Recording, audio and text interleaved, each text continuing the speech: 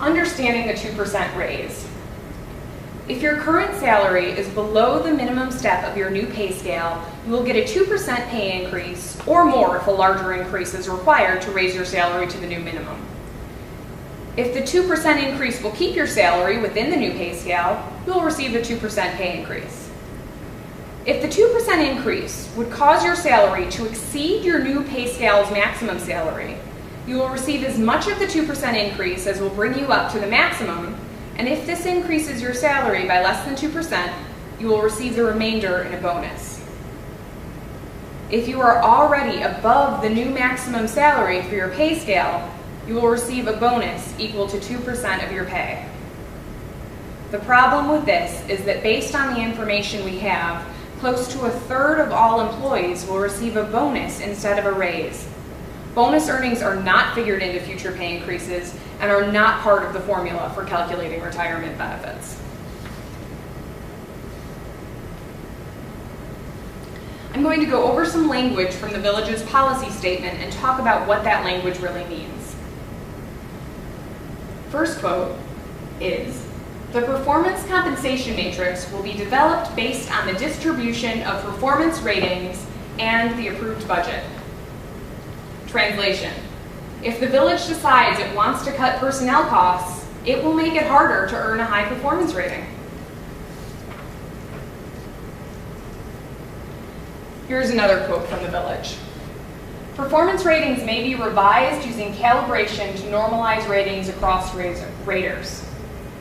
What this really means is if managers give out too many high performance ratings, human resources can lower ratings to meet their budget goals. So even if your manager wants to give you a 4 or a 5, human resources may overrule it and you may end up with a rating of 2 or 3. This would reduce or eliminate the raise you receive. Final quote. "The matrices will be developed to slow the progression above the midpoint of the range, with progression above the midpoint reserved for individuals that exceed expectations." Translation: once you reach the midpoint of the salary range, it will become more and more difficult to receive a raise.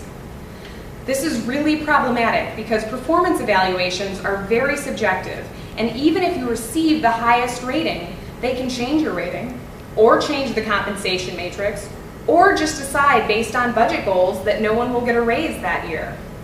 This plan provides no guarantees, just a lot of loopholes.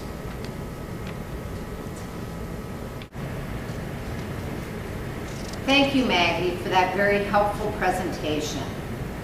Once the employees from Schaumburg are organized, they'll be part of all compensation decisions. With a union, the employees will have a seat at the table with management in deciding what a fair compensation plan should include. Many AFSCME contracts include regular cost of living adjustments, step increases, and longevity pay. If you have any questions about this presentation or any other questions, please call us at 312-641-0448. extension 5798.